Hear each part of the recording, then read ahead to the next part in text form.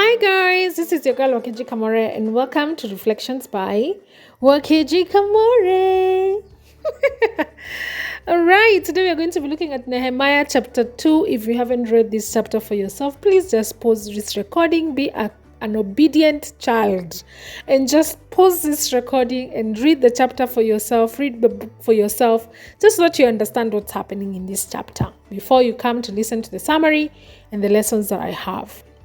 So yesterday we talked about Nehemiah chapter 1, and we talked about how Nehemiah had received some really saddening news about the state of Judah and Jerusalem and how the walls were just in ruins. Had no gates, they had no wall.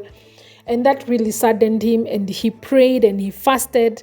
And at the last line of Nehemiah chapter 1, we see Nehemiah asking God to grant him favor and to grant him, his request, especially when he went to see the king. In chapter 2, it indicates in the first verse that this is the month of Nisan. It is about between 3 to 5 months, maybe about 4 months since the last time we saw Nehemiah in chapter 1. So Nehemiah has been sad for a continuous 4 months. And for continued 4 months, he's been praying about Judah and the state of Judah. Again, when was the last time you were that concerned, you were that saddened, you prayed about something that did not necessarily concern you directly for that long of a time? See, he didn't casually just move on with his life. And then we see that still in verse 1, that he had come before the king and he was very sad, and now his sadness was showing, and the king asked him, "Are you sick? Why do you look sad? I think your heart is full of sadness." All right, let's pause there. So first he was sad before the king, which was actually a risk. That is why we see in verse 2, just before that verse 2 ends, says, "Then I was very afraid." So I'm wondering, why is Nehemiah afraid? So he's the one who is sad. So why is he afraid? It was actually a crime prohibited by the law of Persia for anyone to look sad or depressed in the presence of a Persian king. It was an actual crime for someone to look sad or depressed in the presence of a Persian king. And this was a crime that was punishable by death. So please understand why Nehemiah must have been very afraid of the fact that now the king has actually seen and witnessed this sadness that Nehemiah is carrying in his heart. So Nehemiah, this is actually a risk. I mean, he could have just pretended and just smiled and just pretended that everything is okay. But it was a risk that he took to allow the king to see the sadness that was in his heart, because by doing this, he could have actually been killed. But I like verse 3. Verse 3 is my favorite. Let me read verse 2 and verse 3 together, or rather just part of verse 3. It says, "So the king asked me, 'Are you sick? Why do you look sad? I think your heart is full of sadness. Then I was very afraid." That's Nehemiah saying that. And then he says in verse 3, "But even though I was afraid," hey, someone say that again. "Even though I was afraid, I said to the king." I've had many times people say, "I did it afraid."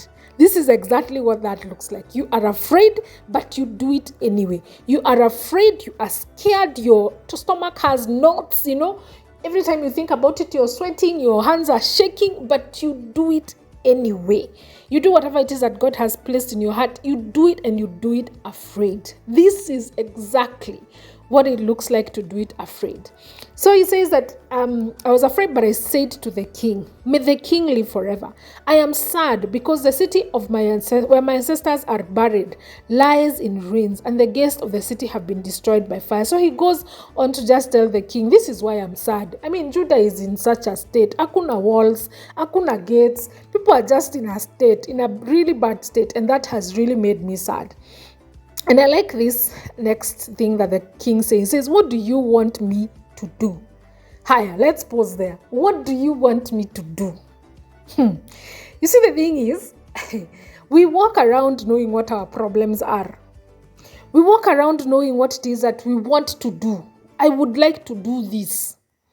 But the thing that we don't do is that we don't put down in notes in our heads what exactly we would need to achieve it. You see, one of the things that I do in business is I always have a list. I always have a total, a number in my head of exactly how much money I need to pay maybe all the debts that I have, exactly how much money I need to run my business in a month, assuming we don't even get an order. How much is rent? How much are my salaries? How much is bill ya maji? Hizo vitu zote zikiwa kwa pamoja, how much is that money in a month? Exactly how much money would it take for me? Do I need to make per month in total in terms of sales for me to get here? Exactly how much money do I need if I need to scale up my business to this amount? I know those figures in my head. And this is the reason why I know those figures. I keep joking with my people and I tell them, me, I want to know figures. I want to have these numbers in my head.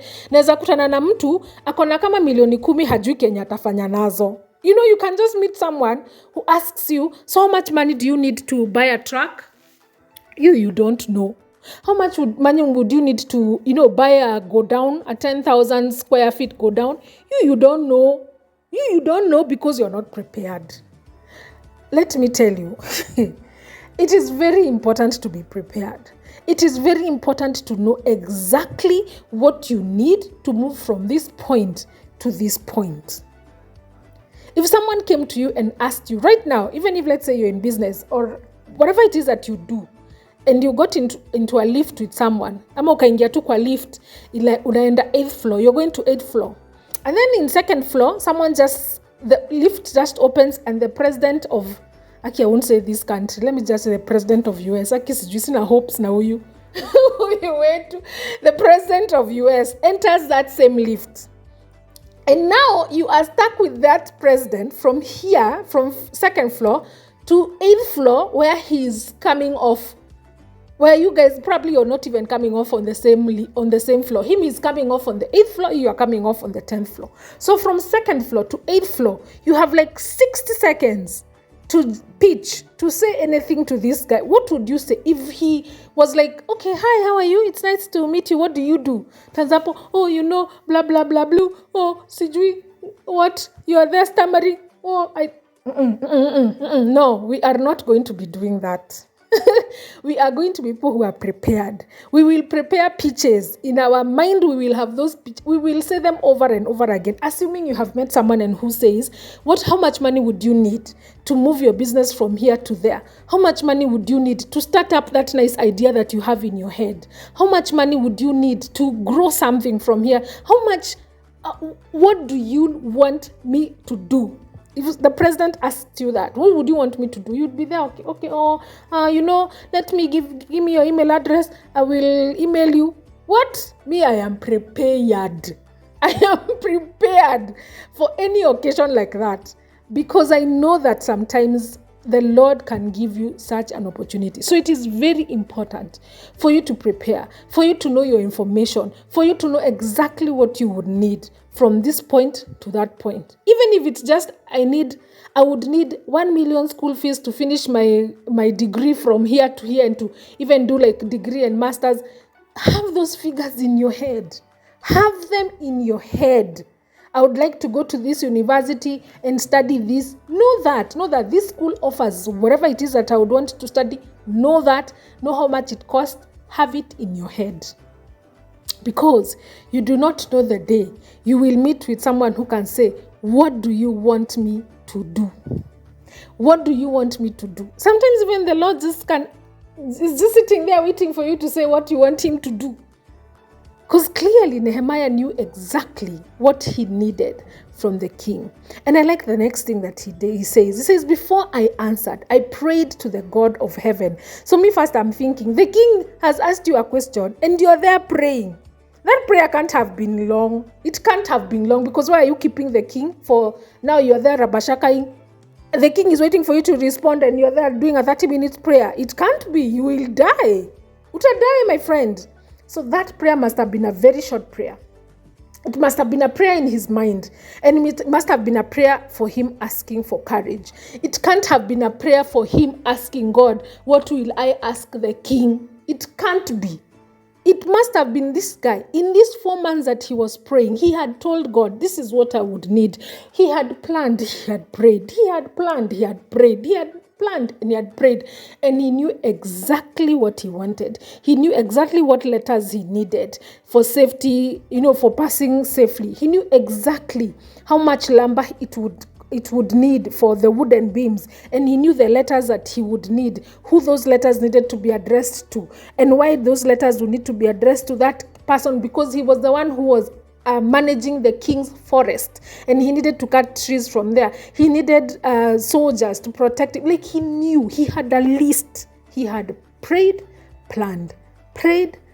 And so this prayer that he's saying, before I answered, I prayed to the God of heavens. That must have been, God, please give me the courage to ask for this thing. It can't have been, please, Lord, help me to say the thing. Help me know what to ask. No. It can't have been. Because the king is waiting for you to respond. You can't be doing there 30 minutes and now saying, wacha niende kwa mountain alafu nirudi. You can't. You have to respond. The king has asked you. So, I'm not even going to go to the second part of this chapter. I'm going to do the second part tomorrow. I've already exceeded my 10 minutes. So please, my nini for today is learn how to do it scared. You see, the thing is, fear is a natural reaction sometimes. But God doesn't want us to allow our fear to control us. He wants us to move past our fear and to do what God has wanted us to do what God has given us gifts to do, the things that he has placed in our hearts. And so ask yourself, what are some of those things that you may be afraid or nervous about that you just need to do and do them afraid? It could be changing jobs. It could be making sacrifices for God's kingdom. It could be public preaching, leading a Bible study, discipling others, talking to your parents about the Lord, confronting someone who is in sin. It could be speaking up against peer pressure that you see happening in your circles. It could be speaking up against the evils that you see in the society. It could even be getting married. For me, I have a fear of sharing the gospel with my employees. I know it sounds very unbelievable because I'm here behind where you can't even see me and I seem to be doing okay. Sindio? But let me tell you, every time I think about, oh my God, I have 15 employees. 99% of them are men. I'm like, I need to teach them about the word of God. I need to teach them about God. How do I do it? Every time I think about it, I have knots, literal knots in my stomach. I feel like my intestines are literally tying themselves in knots. That is how much fear I feel about teaching my employees about God. Because I don't want to be a churchy girl. I don't want to be feeling like I'm, like in their space. I don't want to just be branded like akaka mwokovu. Like I have such a fear of teaching the gospel to the people that God has placed under me. And that is something that I need to learn to do and do it afraid. What is your thing that you're learning to do and do it afraid? Do it afraid, my dear. Do it afraid. And second, pray, plan. Pray, plan. Si kuomba tu na hauplan, na si kuplan tu na haupray. You have to do those two together. Those two, they have to andamana together. And you have to be prepared. You have to be prepared. You have to know your numbers. You have to know exactly what you need to get from this point to where you want to be. That's it I could go on. I could literally go on. But let's just do the second part of this chapter tomorrow. See you guys. Have a good day.